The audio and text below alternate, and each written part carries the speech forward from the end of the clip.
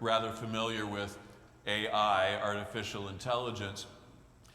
But some years ago when this movie came out, it was called AI, Artificial Intelligence. It was a sort of idealized depiction of what will a world of robots look like. And if you saw the movie, you'll recall that there's this little boy, his name is David, and he appears like a human, almost like Pinocchio can act like a human.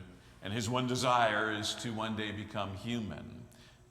And when he hears the story of Pinocchio, he wants more than anything to become a real boy, this robot that you see on the right there. He wants to become a real boy, and he believes that in doing so, that's how he will attain the never-ending love of his mother. And so the scene that you're looking at here is near the end of the movie, just when we think it's going to end. When the apocalypse has occurred, destruction has happened, is on the brink of it, and he ends up in a submarine buried underwater, but he finds this blue fairy that he's heard about in the story, but it's, for him, a real blue fairy. And there he is, stuck under the water with the robot teddy bear, staring at the face of this blue fairy. Staring at this face, and staring for 2,000 years, stuck underneath the water, trapped inside of this submarine, but content to stare into the face of the one thing that he desires.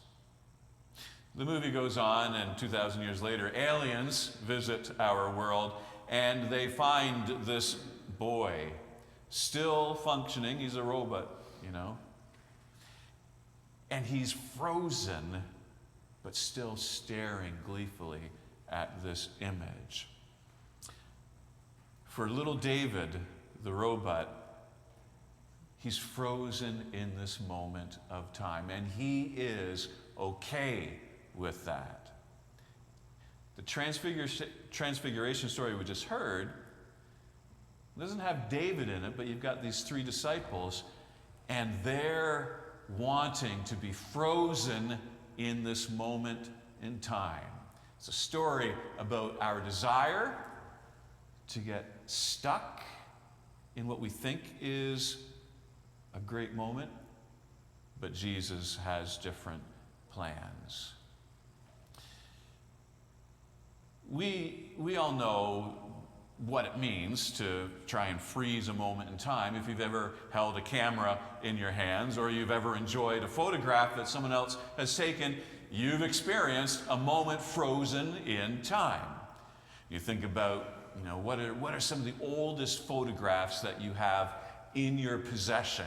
You know, how far do they stretch back? You know, beyond when, you know, your children were younger, beyond what we still think we look like when we were younger, beyond our parents. Maybe you have photographs that stretch back, maybe into the late 1800s. Those are moments that have been frozen in time, and it's a beautiful thing. But of course, we all know that if we were to be stuck in that moment, we wouldn't have experienced all the things that are to follow. The Transfiguration story, one of the things that I like about it is it has this focus on light, you know, which is really important in photography. This idea of bright light and shadows. You may have heard me say in the story that just when the disciples said, "Let's stay here forever," this cloud comes in, a cloud rolls in, and it's so bright that it casts a shadow over the daylight. Shadows and light, all those things that go into making a photograph to be frozen in time. The disciples, they say to Jesus, "Let's build some dwellings, some tents, Like, we'll pitch a tent, 3 of them for each of you, so that we can, just like that robot David, just stay on this mountaintop, fixated on what we think is our final destination. But that's not what is supposed to happen. This isn't supposed to be a snapshot that freezes everyone in it. Jesus has more to do after that.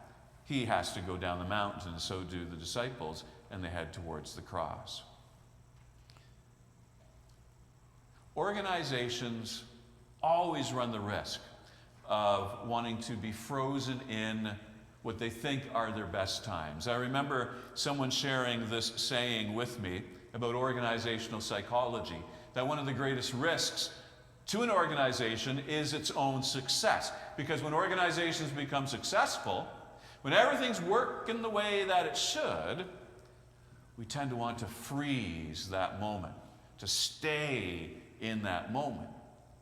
And anyone who runs a big business knows that that's dangerous, because while you're frozen in what you think is your greatest moment, trying to stay there, there's some young upstart company that's hungry for customers, hungry for growth, and it's figuring out how to adapt not to today, but adapt towards tomorrow.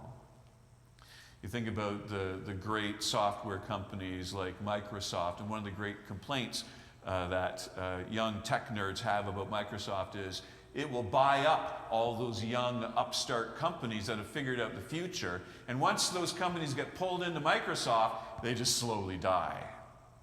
I think Skype is being taken offline sometime soon this week. When organizations get successful, they want to become frozen in that moment, thinking they've arrived. In many ways, this is the problem with the church in Canada and North America in the 20th and the 21st century. There was a day when being the church was so simple. And when everything was at its height, we just wanted to freeze that moment in time. And the consequences have been not adapting to the world around us.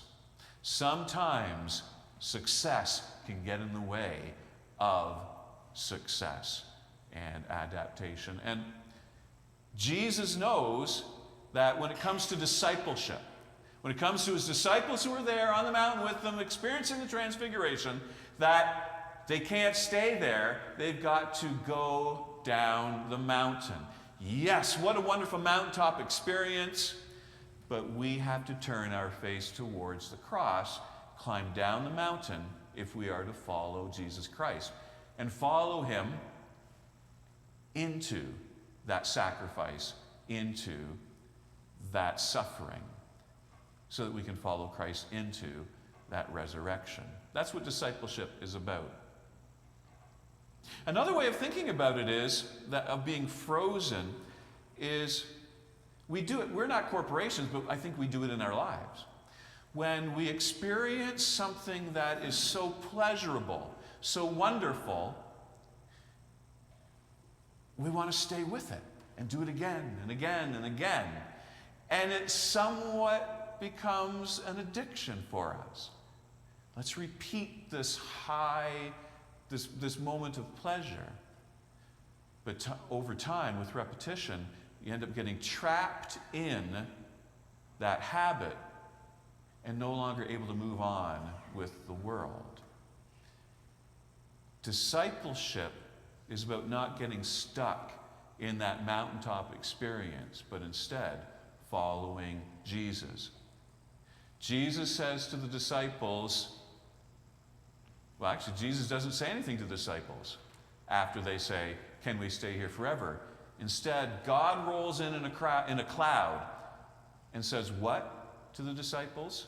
"This is my beloved Son." And then says what to the disciples? "Listen to him." In other words, take his lead. And Jesus leads them down the mountain towards the cross. We've been talking for a number of months now about spiritual growth. that spiritual growth involves us practicing some habits. We talked about worship as a habit, and caring for each other as a habit, and caring for our community and the world as a spiritual habit, and learning about God and telling people about our faith. And no doubt, part of you is waiting for me to move on from this theme. Part of you perhaps reads what I have in the bulletin and thinks, yeah, that's cute, but I'm good the way I am. Are you frozen at a particular moment in your spiritual growth? Do you perhaps believe that at some point in the past you arrived as a follower of Jesus Christ, and it's okay just to coast the rest of the way? Our story today has us hearing God say, no, listen to Jesus. And Jesus says, keep growing, keep following me. Follow me to the cross. And before I wrap up the sermon, just let me say, I strongly encourage you, try working on those 5 habits that I'll keep repeating to us so that we can grow collectively. When Jesus is our leader, we need to listen and follow. From the cloud came a voice that said, "This is my son, my chosen. Listen to him." So let's have ears to hear. Amen.